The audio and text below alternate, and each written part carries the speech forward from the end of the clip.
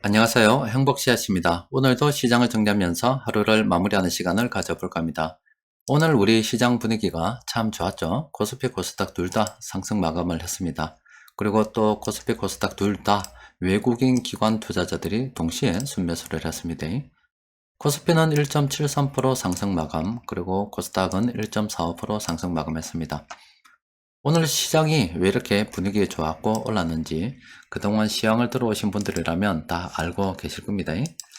우리가 주식 투자를 하다 보면은 각 개별 종목의 상황, 이것도 참 중요합니다. 이거는 기본입니다. 우리가 투자하는 종목에 대해서 알아야 되기 때문에 이런 종목의 상황은 기본이고, 또 시장이란 것이 이 개별 종목 상황에 따라서 막 움직이는 게 아니라 시장 외적인 요인, 이 주식 시장이라면 이 외적인 요인에 의해서도 움직이게 됩니다.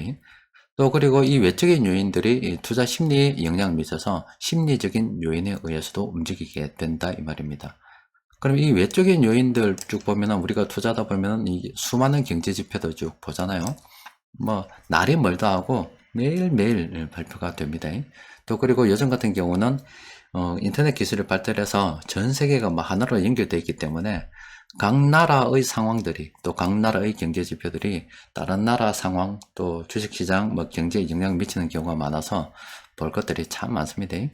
그런데 그렇게 수많은 경제 지표들이 항상 주목을 받는 게 아니라 그때그때의 사회, 경제, 정치적인 상황에 따라서 어떤 시기에는 이런 지표들이 시장에 관심을 받고, 또 어떤 때는 이런 지표들이 시장에 관심을 받고, 어떤 때는 이런 지표들이 시장에 관심을 받습니다. 또 그에 따라서 투자 심리에 영향을 미치게 되는 겁니다.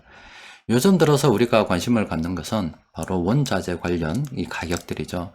또 그리고 이 원자재 가격들이 물가에도 영향을 미치기 때문에 또 물가 관련 지표들이 영향을 미치게 되는 거고, 또 그리고 이 물가 관련 지표는 또 금리에 영향을 미치게 되는 거고, 또 이 금리 관련 일 해서는 나중에 수요를 위축시켜서 어떤 좀 물가를 안정시키고자 하는 거기 때문에 경기 관련 지표들이 또 시장에 영향을 주고 있습니다. 그러니까 최근 들어서는 이런 지표들이 시장에 영향을 많이 주고 있는 거죠.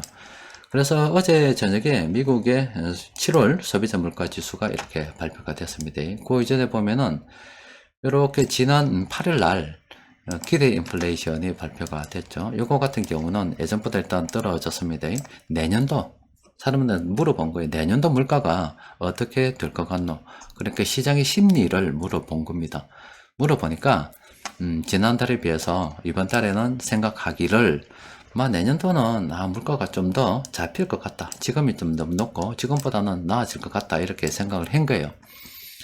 그래서 요거는 투자 심리적인 차원이 크다 그러면은, 어제 우리가 기다렸던 이 지표는 바로 그냥 그 있는 그 사실 그대로 집계를 한 겁니다. 보니까 우리 시장에서 예측하기로는 한 8.7% 예상했는데 어이구 그것보다 더 잘 나왔죠. 물가가 더 잘 잡혔다는 거예요.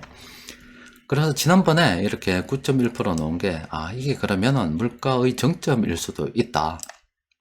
그리고 이번에 놓은 게 저보다 낮게 나왔기 때문에 연준에서 물가를 잡기 위해서 두 번 연속이나 이렇게 기준금리를 많이 올랐고, 그게 드디어 이 물가를 본격적으로 잡아 들어가는구나. 이제 물가가 잡히구나. 그러면 이 긴축이라는 이 재료가 좀 완화되거나 소멸이 될 수가 있겠구나. 이런 투자자들의 기대 심리가 생겨나게 된 거죠. 그래서 이렇게 시장이 올라간 건데, 지금 다음 물가지수, 8월 물가지수는 9월 13일 날 발표가 됩니다. 또 그리고 미국의 기준금리 결정은 이 다음입니다. 이 다음인데, 만약에 9월 13일 날 다시 8월 달 물가를 봤는데 이것보다 지금 더 낮게 나와 버렸다. 물가가 확실하게 잡혀간다. 그렇게 된다 그러면은, 지금 현재 연준에서도 그렇게 이야기했고요. 한 번 더 0.75% 기준금리를 올릴 수 있다. 이런 이야기를 했잖아요. 그런데 물가가 9월 13일날 더 잡혀가게 되면 굳이 0.75%가 아니라 이번에는 0.5% 올려도 충분하다. 또 경우에 따라서는 0.25%만 올려도 충분히 물가는 우리가 컨트롤할 수 있다. 이렇게 될 수도 있습니다. 그렇게 되면은 시장이 더 좋아지겠죠. 그래서 다음 지표는 우리가 9월 13일 날 발표되는 요 물가 지표 잘 봐야 되고, 또 그에 따라서 나오는 여러 가지 분석 보고서가 있을 겁니다. 어떤 보고서는 이번에도 0.75% 올려야 된다. 어떤 때는 0.5% 해야 된다. 어떤 때는 0.25% 해야 된다. 아니면 연준위원들이 나와서 공식적인 자리에서 앞으로 기준금리 관련 발언을 할 거예요. 그런 발언들이 시장 투자 심리에 영향을 미칠 수 있다. 이렇게 보시면 되겠습니다. 일단 오늘 시장이 이렇게 오른 것은 이제 확인을 한 거죠. 연준에서 기준금리를 올렸고, 그 결과 그게 시장에 먹혀 들어가고 있다는 겁니다. 실제로 물가가 잡혀 들어가고 있다는 거예요. 그래서 앞으로는 또 그와 앞서 말씀드린 것과 더불어서 또 이 경기 관련해서 상황이 어떻나 살펴보겠죠. 자, 일단 뭐 오늘은 좋았습니다. 이런 좋은 분위기 내일도 이어갈 가능성이 굉장히 크다고 볼 수가 있겠죠. 내일 지나면은 또 한 3일 쉬기 때문에 또 그간 어떤 일이 벌어질지 모르잖아요. 자, 일단 오늘 시장 정리 좀 해봅시다. 쭉 시장을 보면은 일단 이 금융 투자 쪽에서 이렇게 순매수가 많았습니다. 그리고 외국인들이 이렇게 많은 업종을 순매수했고요. 또 그리고 기관들도 상당히 괜찮았죠. 그래서 오늘 세력들이 매수한 종목들 관심을 가지고 살펴봐야 되겠죠. 세력들이 어떤 종목 매수했는지 정리를 해보니까 이렇게 18개 종목을 매수했습니다. 종목이 좀 많아서 플래너를 통해서 살펴보니까 그 중에서 전부 다 살펴보는 건 아니고 요 종목들 있죠. 요 종목들 관심을 가지고 좀 살펴볼 필요가 있습니다. 요 종목들은 우리가 연구를 해봐야 됩니다. 그러니까 최근에 들어와서 변곡점 지표를 통해서 많이 이렇게 검색이 된 이런 종목들 있잖아요. 또 그리고 이렇게 마감 시황을 통해서 세력들이 이렇게 매수하고 있는 이런 종목들. 또 그리고 서비스업 화학, 의약품 요 3개 업종 있잖아요. 이런 종목들. 이런 종목들이 이제 여기도 나오고 여기도 나오고 여기도 나온다. 검색이 된다. 그 종목은 무조건 봐야 되는 겁니다. 끝으로 한 번 더 확인해야 될 게 그 종목의 현금 흐름 정도는 확인해 봐야 되겠죠.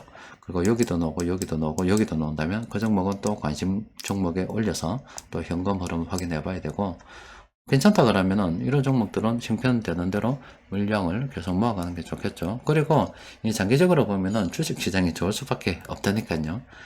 지금 기술 발전이 어마무시하게 빠르게 진행이 되고 있습니다.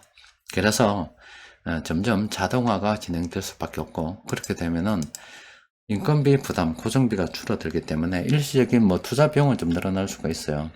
그런데 어쨌든 그런 것들은 기업 이윤을 크게 늘릴 수가 있습니다.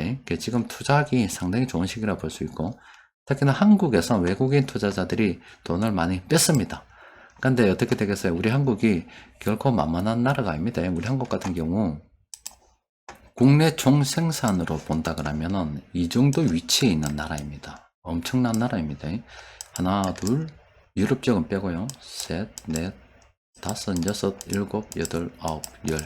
전 세계 10번째 손가락에 드는 굉장한 나라입니다. 이런 나라를 갖다가 투자해서 배제할 수는 없겠죠. 그러니까 우리도 형편되는 대로 계속 물량을 늘려가는 게 좋겠습니다.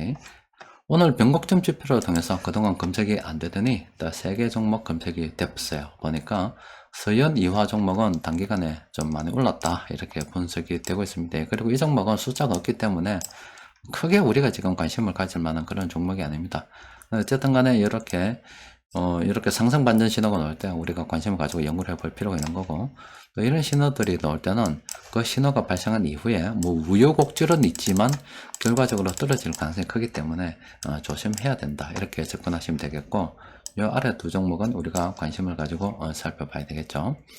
자, 앞으로 9월달 미국 기준금리 인상 때까지 많은 일들이 있습니다. 그 중에서 우리가 가장 관심을 가지고 살펴봐야 되는 것은 바로 9월 13일에 발표되는 8월 미국 소비자 물가, 이게 제일 중요합니다. 그 나머지 지표들도 많이 나오겠지만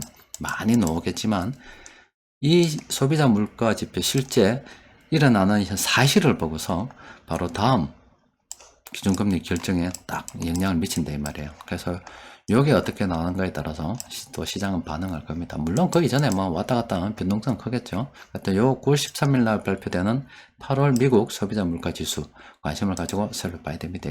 자, 오늘은 여기까지 정리하도록 하겠습니다. 이상입니다.